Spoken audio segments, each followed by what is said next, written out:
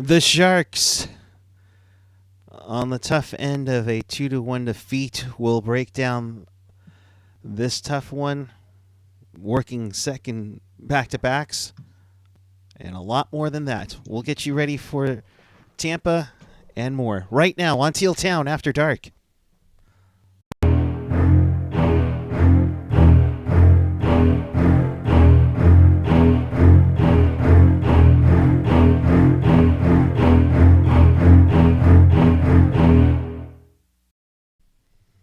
And with that, good afternoon, everyone. It is Sunday, January 30th, 2022. The Sharks lose one in North Carolina to the Hurricanes 2-1. We welcome you to this edition of Teal Town After Dark. This is your live interactive Sharks postgame. We do this after every game, home and away, no matter if another Bay Area team is playing a game. So if you want to do and join us in the chat. I can't talk today. Wow. Chat with us and fellow Sharks fans on the page in the chat. Follow us on the social, Twitter, Instagram, Facebook, YouTube. Smash that subscribe button. SoundCloud, Spotify, Discord, and TikTok. And find everything at tealtownusa.com. Working a second set of back-to-backs is yours truly and Ian Reed. Yeah, I'm here. Jeez. I see this game was a slog, man. I don't know if it's like because I had to pay extra attention because like I was on again, and like this is like I think the most consecutive shows I've done in a short span, and I wonder if that maybe has anything to do with like just my lack of enjoyment of this game. But yeah, just what a slog.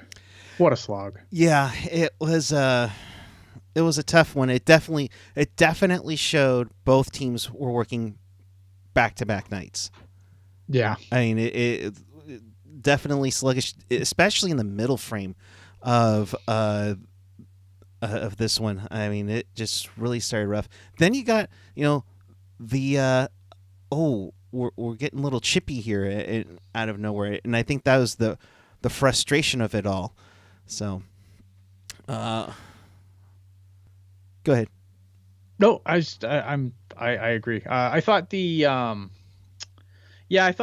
thought the Sharks kind of got off to a good start. I thought the whole VL situation where VL takes the double minor, I guess, for using the door, is apparently a double minor now. Yeah, but I thought that after that, like, they were able to take the Hurricanes off their game a little bit, and I think that they finally settled down again. But for a little bit there, like, I thought that the Hurricanes were kind of chasing them around a little bit more than you would expect a team of this caliber to do against a lower caliber team like the Sharks.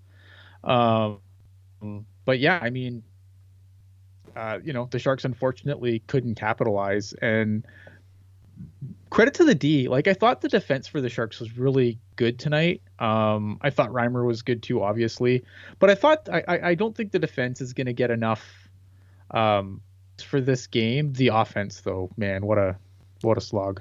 Yeah, just frustrating on there. And then you had the couple of chances on the power play, and it just doesn't, it just doesn't go for you. I mean, granted, they've had 5 power play goals in their last 5 games. They talked about that on the broadcast. So nice to see.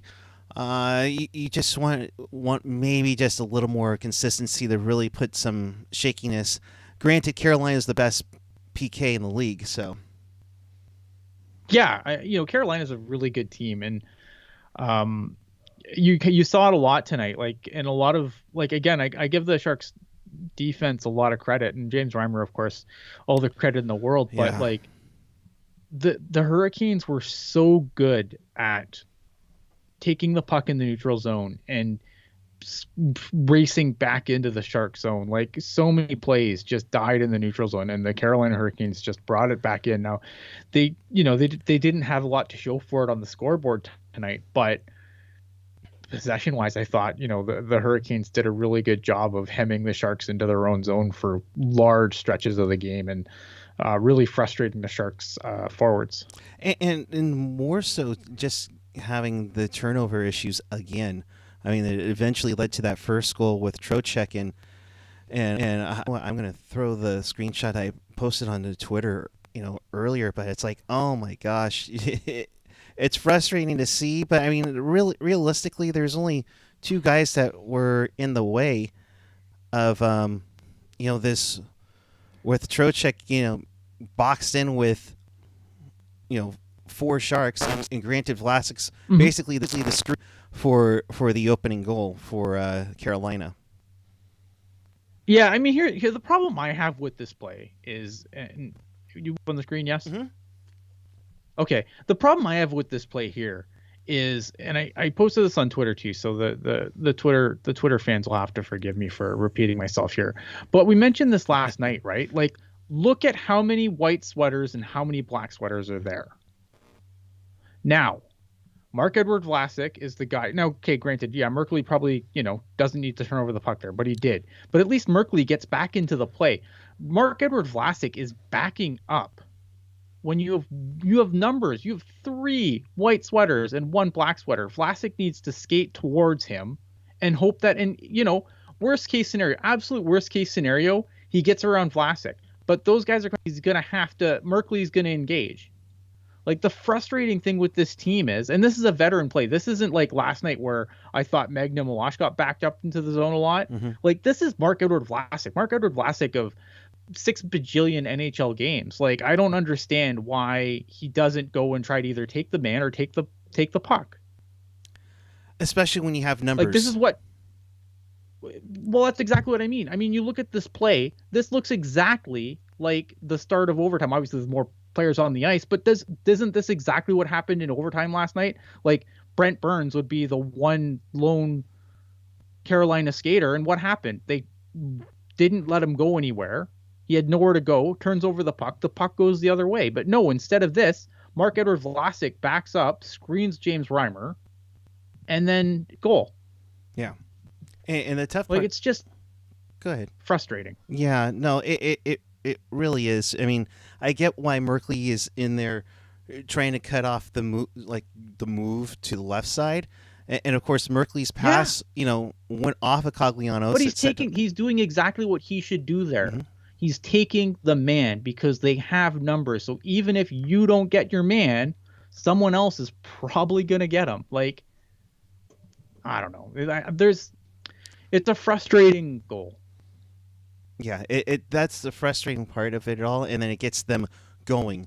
So that makes it 1-0. 1-0 Carolina. You wouldn't have anything in the second period, and then third period, the Sharks get it back. Rudolfs Balcers ties it up. Kind of a breakdown of a coverage. And you get from Dahlin to Milosh. So Dahlin continuing on, a good streak so far. Rudy saying, just now that, I feel my body isn't back to where it was before COVID. I need a few more games to be back into game shape. So it sounded like Balcers has got a couple weeks off coming up. Yeah. And granted, that's the thing. Bugner is saying, time. The message for Tuesday, it's time to empty the tank with the break coming up. From Bob. I mean, good efforts all around, but I mean, you need a little bit more. And granted, again, you can't really use the back-to-back nights because Carolina was in one. Yeah, you traveled a little bit, but still, and this is why I don't understand the schedule of it, but it's a schedule that they're dealt with. But it's just frustrating to see it, especially coming on strong against a very good Florida squad the night before. Yeah, I mean, again, it is what it is, right? Like, they're playing really, really good teams, and I think that can't be stated enough, right? Like, I thought they played, they played a better game tonight than they did yesterday, at least in their own end. Right. There was times where, like, the goal there, and there was a couple other situations too where they were probably a little too passive in their own zone. But I mean, they hung around, right? And if you can keep a team like this, and I know that Carolina has had trouble. Like, they haven't really been blowing teams out lately. They've been winning a lot of one goal. Right. But if you can, I mean, it's a game of bounces. If you can hang around like the Sharks did, you can win. Yeah, I mean, Unfortunately, this one didn't go their way, but they hung around. Like, I give them a lot of credit for hanging around with this team. Yeah, and they were so close to getting a point. They got a point last night. So 3 out of 6, not bad for a daunting road trip that it was. And if you can steal at least one out of Tampa on Tuesday, I mean, I would say that is a successful road trip considering who you ran into. Yeah, I'm worried about that game though. I don't know. I'm hoping that they will come out and play a decent game, but like, it's like last day of school feeling before like Christmas. Yeah. Like, I don't know. That Tampa game, I'm super worried about it. It's the trap game a little bit.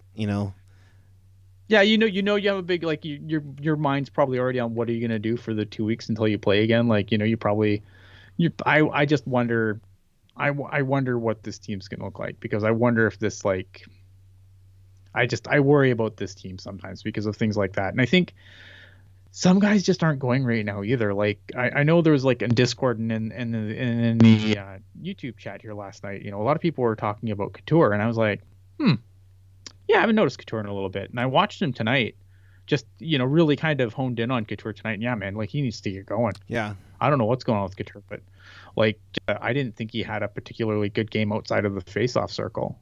And it was a rough night in the face-off circle too. The Sharks, they made it 57% in favor of Carolina, but there was one time where they were down 38%, and honestly, your best face-off guy was Nick Bonino at 56.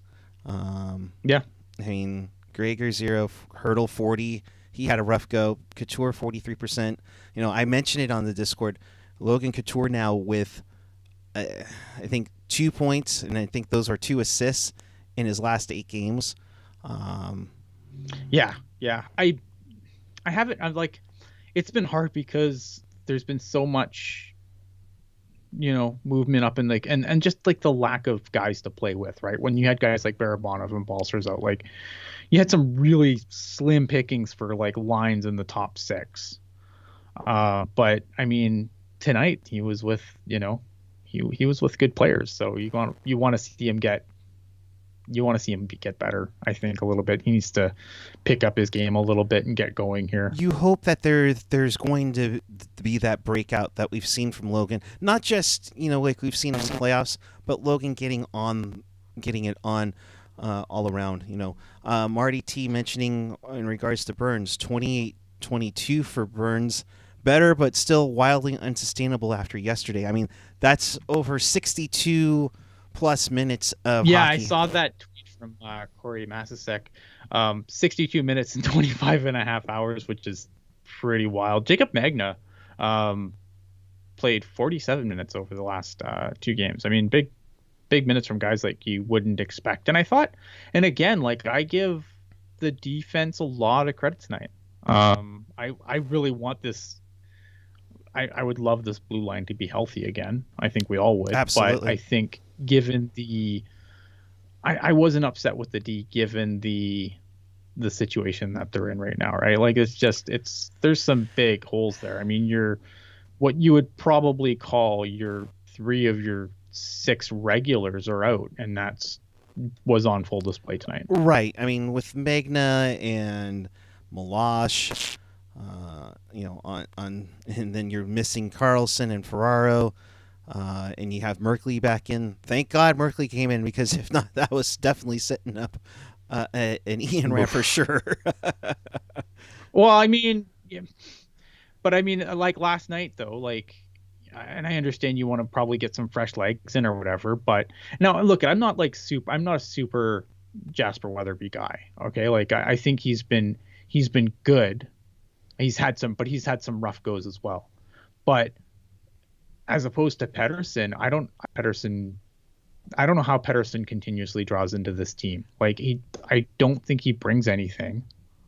Like, there's never been a game where I've come away and said, "Oh man, yeah, I really notice Pettersson. Pettersson's great." Like, I don't understand. I don't get it. And last night, like Weatherby, I don't know if it was the first or second Dolan goal. I can't remember, but a big part of that goal, we didn't really mention it on the show, and I regretted it after. right. But we speak a mile a minute here, and sometimes things gets missed. But like I think that he wasn't given enough credit for the net front presence on the power play. Now the Sharks arguably couldn't really get a cycle going to save their life tonight in the offensive zone for any stretch of time. So maybe that's not gonna, have to be out there. I don't know if that changes the complexion of the power play, because in order to have a net front guy, you need to have a cycle. You need to be able to move the puck around in the offensive zone without turning it over and it going the other way really quickly, which the Sharks had all kinds of trouble with tonight in the offensive zone. So I don't know if it makes a difference, but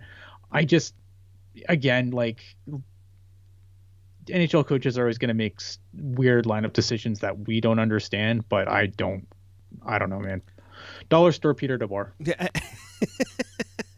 But you make a great point about Weatherby, and that's what I kind of hope when the Sharks signed him from North Dakota, to be the big guy. Mm-hmm. He can be the guy that just gets in the way. It frees up having Meyer in front of the net. You can get him out where he's got a nice shot. We've seen that this season.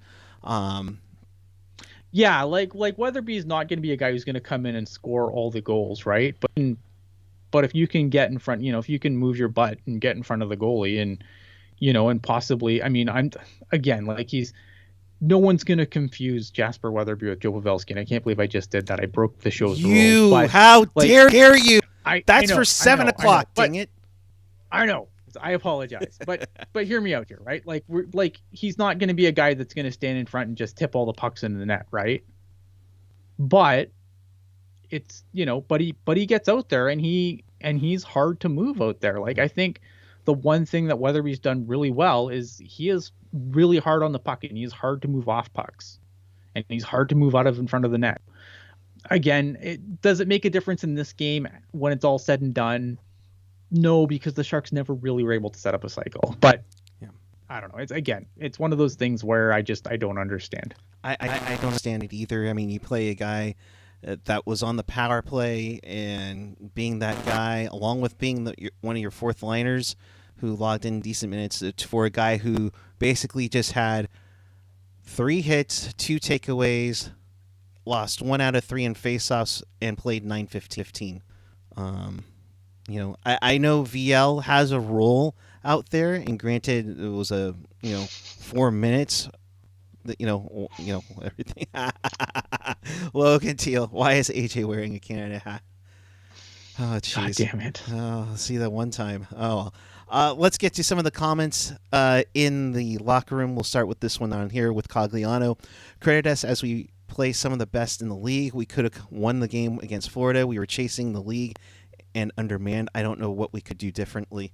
And that goes to what you said earlier, Ian. They're doing this, and yes, they lost. And there are no moral victories that help you out in the standings. But that's true. But to keep Carolina in check, keep Florida in check, you beat the Capitals. I mean, I don't know what kept Florida in check. I mean, that game, like the game they played tonight was probably the game they should have played against Florida. And yeah, it, would have been a good game to put on if you're like suffering a bout of insomnia. But like ultimately, but yeah, I mean, they were in it though, right? Like they around, and they are undermanned. I give them a lot of credit for hanging around. I mean, ultimately, you're right. Like, does this help in the standings? No, teams in the Pacific Division are winning games, and the Sharks are not. And that's, if you think that this is a potential playoff team, that's a bad thing. I don't, so I don't care. Yeah. Right? I just take the games as they come. I mean, it's a good point. And like we said, the games in hand definitely will throw everything off right now. Oh, yeah. The Mirage. Yeah, like you said, the Mirage last night. We'll pull that up in a sec. Let's get back to some of the comments here. Bob Bugner. Reimer was great. We were physical, blocked a lot of shots. From a defensive standpoint, our best game of the trip. Yeah, defensively, I thought they play again. Defensively, they were great tonight. James Reimer, again, you can't ask much more of James Reimer at this point. I look at both of those goals and I don't say, oh, Reimer probably wants that one back, right? Because neither of them were his fault. Mm-mm. No, he got screened on So I one. mean, James Reimer is doing everything. Like James Reimer, most like he's had a couple blips, but all goalies have blips, right? Like even the best goalies have games where things just don't go their way. But by and large, James Reimer has given the Sharks chances in significantly more games than he's taken them out of. Absolutely. I mean, this could have been ugly. This whole road trip could have been ugly. Early on, and he's let them in it. That one point against Florida, I think you can maybe say you give to. He was the one guy who did it. Oh, James with Reimer, 50 yeah, saves yesterday. I mean, yeah, it's James Reimer's point. I mean, I mean, the offense did things too, but James Reimer's point. Right. And when I mean like held in check for the Panthers, it's like that's a high octane offense that you sustained for 40 minutes in there, and then but again, like tonight, you had only allowed one of the best teams in the league to have just 2 goals on hand, where they could have bit you hard, and some miscues, and it could have been the other way. So. Yeah, absolutely. Yeah. Yeah, it just sucks that, offensively there really just wasn't anything going for the Sharks tonight other than, you hang around long enough and eventually something's going to go your way. And, Balcers picks up a puck and gets a nice goal. But overall, I mean, other than a little bit of scrambliness at the end there where I thought that Anderson made just that ridiculous diving save, the Sharks really had nothing going in the ozone. Yeah, just that Balcers goal was pretty much it, and they really didn't sustain much offense after that. Cogliano, there were teams in our division that continue to win. We owe it to ourselves to finish this trip the right way. Reims has played great, and we're missing 2 of our best D. The break will be good for us. Yeah, no, definitely on that part. I hope. I mean, let's hope they just. The one thing that I want from this break is for them to get healthy, especially on the blue line. Yeah, because the goalies, even Aiden Hill of late has been pretty good. Yeah. Aiden Hill had I thought a really squirrely start to the season, but I think his last 2 games were really, really good when Reimer was out. So I mean, yeah, it would be nice to see the team get healthy, especially on the blue line, to so that maybe we can get some wins to reward the goalies for these efforts that they're getting. Yeah, I mean, again, the goaltenders have been pretty. I don't want to say spectacular because I mean, yes, they lost the game, but at the same time, offense needs to get going here. I mean, you have 9 goals on the road trip, and you have 3 points to show for it. And this one's, if the offense had shown up today, would have been a big victory, indeed, for that. Yeah. Cogs, first 2 periods, we did a good job limiting chances. It hurts you can play as good as you can and get no points out of the game. I mean, you have to score. Yeah. And I thought he had you have to play at the other end of the ice. I thought Cogliano had a good game. He was really physical in this one. I think he got away with a penalty or 2. Definitely that. Let's see here. Reimer, I thought we buckled down and defended really well. They played hard and just got that last bounce. That's how it works sometimes. Yep. Yeah, and they did. So, so that's pretty much it with the quotes there. Let me see what we got in the chat. I guess people are trying to trying to figure out what's next. We're getting, Logan Teal 86. We're getting to the point where the Sharks are wearing out their goalies. Reimer plays 5, gets injured. Hill plays 5, gets injured. Bob needs to play Sachenko for at least a game. I think at this point, you might as well go with Reimer or Hill Tuesday because you are going to get almost 2 weeks. Yeah.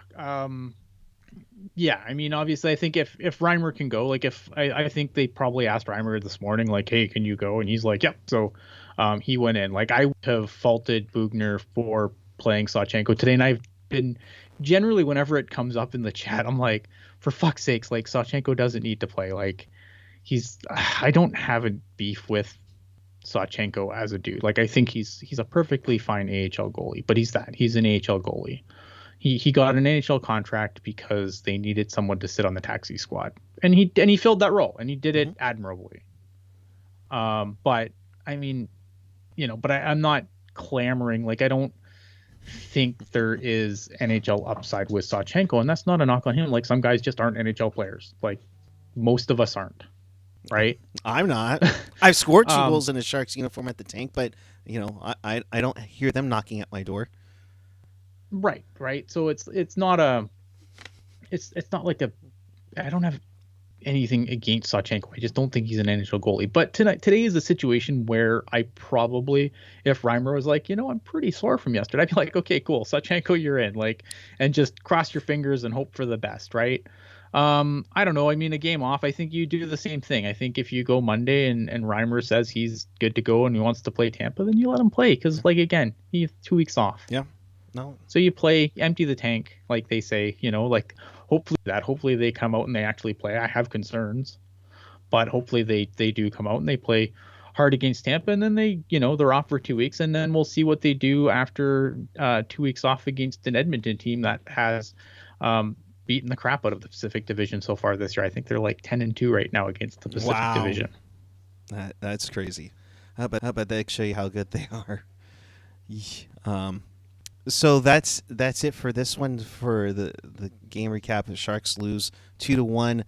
Standings wise, they are a point out of the wild card spot, but they have Calgary ahead of them with 5 games in hand at 48. The Sharks are at 47 with 45 games played. The Oilers and the Stars have at least 4 games in hand on the Sharks, are at 46 points. So, and a lot of those teams will be playing while the Sharks are having 2 weeks off. So I'll ask you. Yeah. I'll ask you this: It's nice to have the rest, and maybe it tires these guys out that they have to fight to get back into a playoff spot. It's a scheduled break, right? Like it was a scheduled break, so it's fine. Like I mean, not going to the Olympics obviously allows the NHL to come now and make up a bunch of games that they lost. But I mean, like, I don't know. I don't feel bad because like going into the season, we knew there was going to be Olympic break. We knew that even if there was the Olympics, most of these guys weren't going to be skating. No. Like how many Sharks were going to go to the Olympics? There might Timo, might Hurdle, Balcers, Carlson and Butter, world conditions. In spec, you know what I mean? So. Yeah. So I mean, I don't know. That's my thoughts. I mean, like a lot of these guys would have been under normal circumstances if the world was a normal place still. A lot of these guys would be sitting on their ass anyway for 2 weeks. So whatever. Fanatical Teal leader. NHL's easy. I just don't play it because I hate to show up everybody. That's just rude. It's true. Yeah, it's true. Obviously, I was going to be a guy, but then I blew my knee out. You know how it goes. Right or left knee? Doesn't matter. Okay. I was gonna say, depends on. It's like twinsies. It's the right knee. Sweet. Oh, here you go. Here. So there's obviously another game going on in the Bay Area here, and the poll question I put up today was: does the success of other sports teams in the Bay Area help or hinder the Sharks? In the sense of, if other teams are doing really well, like how the Warriors and Niners and all the Giants, went into the playoffs, kind of hinder or help the Sharks, like similar into 2016 when the Warriors were in the NBA final and the Sharks didn't get that big spotlight that I think a lot of people were hoping for. What do you think on that? I'm not local, so I'm the wrong person to ask this question. I think it's fine. Like I don't think it hurts them. They're never gonna be the story there, ever. even when even when they are, something's gonna the Niners will do something in the offseason that'll get all the press anyway. Yeah. Regardless, right? Yeah. Like I don't think it matters. I think from a butts and seats perspective, I think it probably hurts them a little bit because like obviously look at the Sharks SAP Center used to draw a lot of people when a lot of the other Bay Area teams were not doing as well as you'd probably want them to do. And yeah, the team not being good has certainly not helped put seats in butt, but having winning lives, I mean, everyone has a finite number of sports dollars, right?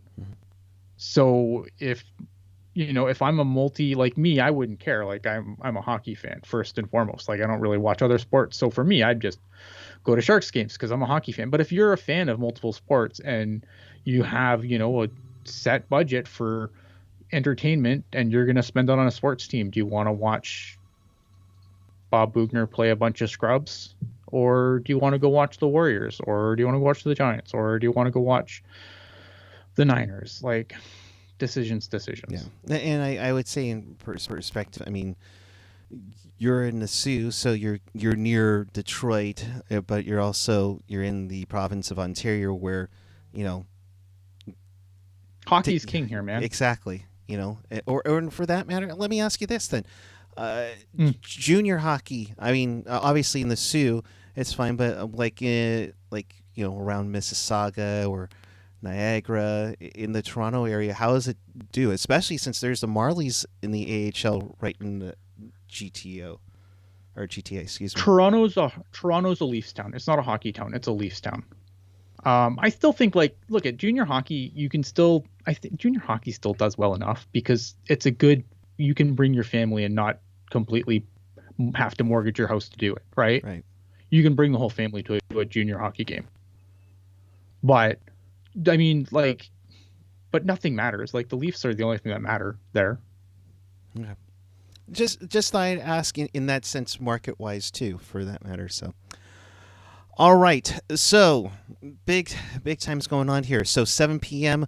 Pucknologist will recap the week that was in Sharks hockey as we get closer and closer to the All-Star break. After Dark, we'll be back with you on Tuesday following Sharks and Lightning. Please steal a victory in Tampa. That would be awesome. But I'm not holding my breath on that one. I'm going to empty the tank on Tuesday too. You do.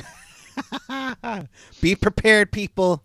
In case you missed it or you want to watch it again, check us out on tealtownusa.com, your favorite podcatcher, whether it's Apple Podcasts, Google Podcasts, YouTube. Smash that subscribe button. SoundCloud, Spotify, TuneIn, iHeartRadio, and always available at tealtownusa.com. Ian, your final thoughts? Where the people can find you? Final thoughts. I don't really have anything. Final thoughts. Watch Pucknologist later. Do that. Thanks for joining us. I mean, for all you guys that came on and watched us live, knowing what else is going on in the sporting world, that probably more people, again, like bigger game than this one. So for the people that jumped on and took the time to watch us live, I mean, thank you, because I know that there's probably bigger things going on than listening to me yammer on about nothing. But that tells you how much the people appreciate you. Yeah, no, and I appreciate you, and I appreciate the people. Yeah. More importantly. Hashtag all Ian, baby. Oh, Ian, baby. Oh, Jesus Christ. Like a Tiger's looking to the robot self-destruct apparently on Tuesday, so we'll be like that. So it might happen. I am burnt. Oh my God.